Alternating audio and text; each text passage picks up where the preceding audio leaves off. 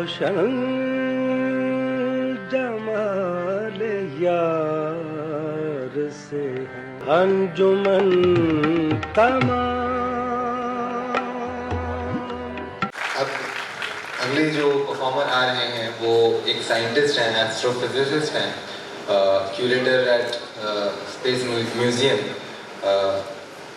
अब इनके पीसेस कभी कभार डार्क भी होते हैं, तो अब ये आपके ऊपर है, आप किस तरीके से लेंगे इसको। जोरदार तालियों के साथ प्रणव शर्मा। रोने वालों से कहो उनका भी रोना रोने, जिनको मजबूरी है हालात में रोने। जिन सालमान को हार्ट की या बीपी की दिक्कत है वो उठ के जा सकते हैं। मैं तुम्हें दास्तान तकसीम हिंद सुना रहा हूं। मेरा काम आज एक बदनसीब मौलवी की तरह है जैसे बेनाम जनाजे पढ़ने हैं। मुझे ये हुक्म हुआ है कि मैं कुछ कहानियां रिहा कर दूं तुम्हारे सामने। ये न जाने कितने कानों से बोली गई, कितने जबानों से सुनी गई, और बोलने और सुनने के वसीले भी बदल गए। अजीजों, तुम वहां हो और मैं इधर, और हमारे बीच में एक तवील दरमियान है। मैं इसे सरहद करार कर देता हूं। तुम उस तरफ पाकिस्तान, मैं हिंदुस्तान। तुम्हें अगर एतराज हो तो मैं पाकिस्तान हो जाता हूं, तुम हिंदुस्तान हो जाओ। यार इसमें कोई ज्यादा फर्क तो नहीं है, मगर खैर कोई बात नहीं। At the stroke of the midnight hour, when the world sleeps, India will awake. जब हमें आजादी मिली तो दो मुल्कों की तकदीरें भी जुदा हो गई। सुकूत मर्ग ढोलक चंपच पे एक गाता हुआ सगन सा लगता था।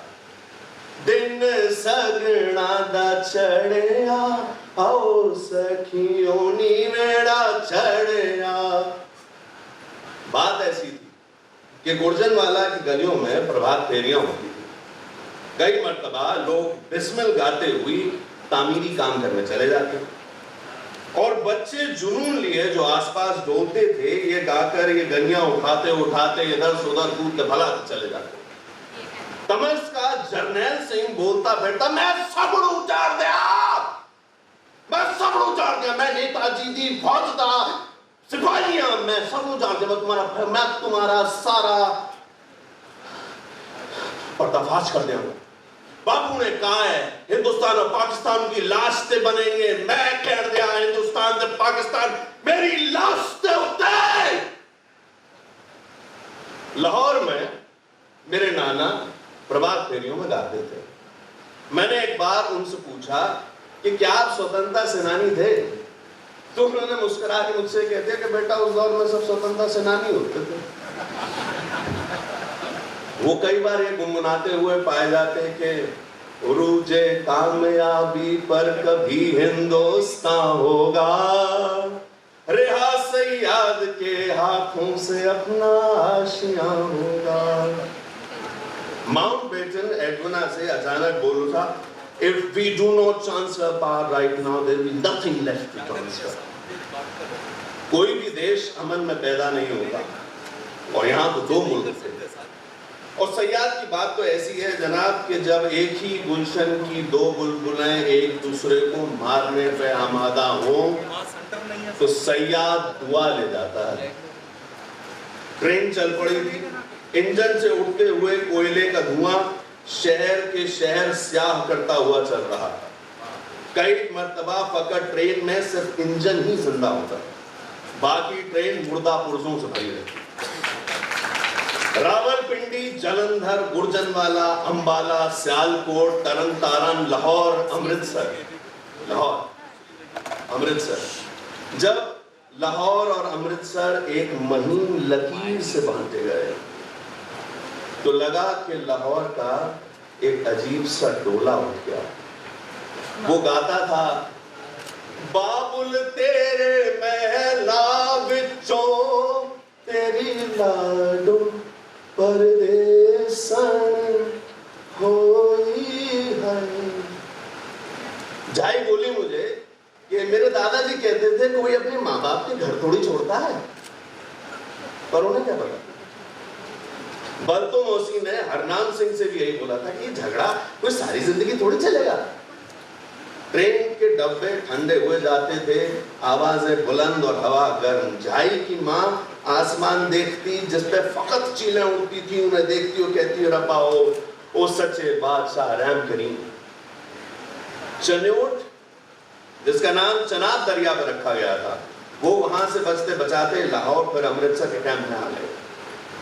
इस दौड़ के दरमियान झाई की मां को गई। हम बिना मां के क्या करते? 6 महीने तक नहीं मिली बेटा, ताई ने रखा हूं। वो नहीं रहती तो पता नहीं क्या होता। 6 महीने बाद मिली, पिताजी अमृतसर के कैंप से ढूंढ लाए। मां उनसे लिपट के बहुत रोई होंगी। मैंने जब ये सोचा तो मेरे जहन में कुछ बोल टूट पड़े। मैंने गाया कि सन किथा गुजारी आई रात वे मेडा जी दलीला दे। रात ही रही होगी, दिन कहां होते किसे पता। मुझे किसी ने तुम्हें ये बताने को बोला है कि ट्रेन के धुएं जब पीछे लाहौर जलता था तो शहर के गटर खून की नदी की तरह रहते थे। यूं भी होता था कि लोग अपने बूढ़ों को बिना बताए घरों से निकल जाते, इन्हें ले जाना मुश्किल था और बूढ़ों को उनकी किस्मत के हवाले छोड़ देते, चल पड़ते। जब बलवाई गांव में घुसे तो जवान मर्द उनसे लड़ने के लिए असला लेकर कई टुकड़ियों में दौड़ते हुए चले गए। सारी औरतें एक दूसरे की हिफाजत करने के लिए झुंड बना के बैठी। अक्सर बलबे रात में ही होते थे कि जैसे सूरज के डूबते ही रात लोगों को लीलने के लिए गश्त लगा रही। ट्रेन से उठते धुएं के साथ लोगों की चीखें उठने लगी। बहुत देर बाद जब कोई खैर खबर न पाकर एक नौजवान औरत उठी, उसने तकरीर की। सब औरतें उठ खड़ी हुई और किसी वहशत के बायस तेज कदम कहीं से कहीं चल रही थी। ये बच्चियां, बेटियां, ये बहुएं अपनी बूढ़ी माओं को पीछे छोड़ रही। कुछ बहुत ज़ईफ थी, कुछ घुटनों से मासूम। मेरी मां दा ख्याल रखी सच्चे बादशाह रबा, मेरी मां दा ख्याल रखी। किसी की गोद में बच्चे थे, कुछ उंगलियां पकड़े थे। एक दड़बा टूट के उतरा तो कुआं नजर आया। अचानक नब्ज थम गई, जोश आंखों में उतर आया। जिनके बच्चे थे वो पहले फेंक दिए और फिर वो खुद कूद गई। देखते ही देखते कुएं का पानी मुंडेर से उतरकर नीचे कीच में मिल गया, जिसमें खून, पानी और मिट्टी सब करने लगी। बूढ़ी औरतें अपने जलते घरों में दफन होकर खाक हो गई। एक बुढ़िया बची थी जो सरकते सरकते कुएं के पास आ पहुंची। चाहती तो ये थी कि कूद जाए, पर पैरों में साथ न दिया। तो गम के अथाह समंदर के तूफान भर के रोने लगी। वो बोली, समी मेरी बार मैं बारे आनी समी, समी मेरी बार मैं बारे आनी समी। आप लोग बलवई दौड़ते हुआ है तो उसे जिंदा पाया। रास्ते में जब प्यास से बदन टूटा तो ताल में पानी पी लिया। ताल पे मुर्दे तैरते थे पर प्यास क्या देखती थी। अमृतसर के कैंप में हाल बिगड़ने लगा। ट्रेन से अंबाला पहुंचते ही दादी का हाथ उनके हाथ में थमाकर अपने मौला को प्यारे हो गए। आगरा कैंट स्टेशन पे जब शर्मा जी का परिवार उतरा तो स्टेशन सिर्फ लाशों से भरा था और खून महकता था। उनकी बीवी और उनकी 3 बच्चियां स्टेशन से मुंह जोड़ के कई हफ्ते पड़ी हुई। मेरा एक सवाल है, लोगों ने कितने लोग मारे गए, नुकसान कितना हुआ, ये सब कागजों की जिल्दें बना के दर्ज तो कर दिया, बट जिन बच्चों के बचपन एक लकीर ने तबाह कर दिए वो किसने लिखा? जिन लोगों के चेहरों पे, जिन लोगों की आंखों से आंसू सूख गए वो किसने लिखा? किंग्सवे कैंप में जब शरणार्थी आए तो एक ज़ईफ औरत जिसके चेहरे पर सिर्फ झुर्रियां थी, चेहरा नहीं था, वो अफसर को समझाती थी, पुत्र मेरी बेटी ना इसकी जैसी थी, उसे ना भीड़ उठा के ले गई। ये मुझे रेल की पटरी के पास मिली। जब बलवाई ट्रेन में घुसे ना, इसके बाप ने इसे बाहर धक्का दे दिया था। मैंने इसको अपनी बेटी मान लिया और मैं यहाँ ले आई, बेटा इसका इलाज कर दो।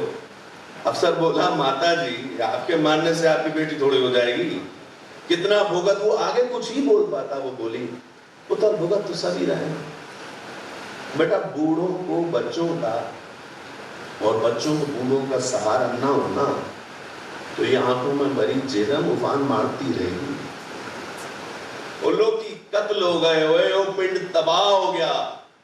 टोबा टेक सिंह का बिशन सिंह बड़बड़ाता हुआ हिंदुस्तान और पाकिस्तान की लकीरों के बीच अपने सूजे हुए पैरों तले धंस गया। ओ पड़ती गुड़गुड़ती मूंग की दाल और दी लालटेन से हिंदुस्तान से पाकिस्तान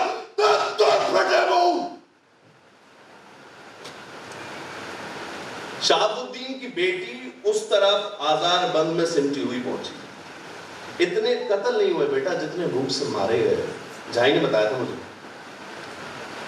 चलो एक मैं टप्पा सुना। चित्ता पुक्कड़ बड़े रेते कासनी दो पट्टे वालिए मुंडा सद के तेरे ते। मैं टप्पा गुनगुना ही रहा था कि किसी साहब ने मुझे याद दिलाया कि रावी पार करती हुई ट्रेन में जब बलवाई घुसे थे तो उन्होंने औरतों के सीने चाक कर दिए। मैंने इसके बाद कई रातों नींद को दी। फत्तो पेट से कुछ अर्सा पहले वो ब्याह कर उस पार चली गई। आपको पता है पहले इस पार उस पार कुछ था नहीं। वो और उसका पति बचकर ट्रेन से इस पार आ रहे थे और इस पार फत्तो का बड़ा भाई शर्मसार करता था। ये मान लो कि इसी ने फत्तो को बड़ा किया था, इसी ने पाला था। रात की आखिरी ट्रेन स्टेशन पर पहुंची, पूरी झुलसी, कोयले का धुआं डब्बों से उड़ते हुए धुओं से अंतर दिखता था। वो पागलों की तरह अपनी बहन का नाम पुकारता, चीखता, रोता रहा, पर आवाज देता कौन? फत्तो, हैरी फत्तो। एक गलदसा में एक गलदसा मैंने पता है कि याद है। सारी खेड़ लचीरा दी गड्डी आई स्टेशन ते अख पिज गई वीरा दी।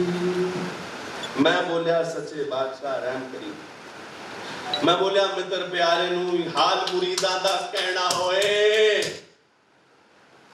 मैं तो एक और गल दसा, जिला वतनी से बड़ा दुख है नहीं। अपने घर वालों दोस्तों से अगर नाता टूट जाए ना तो आदमी खत्म हो जाता है।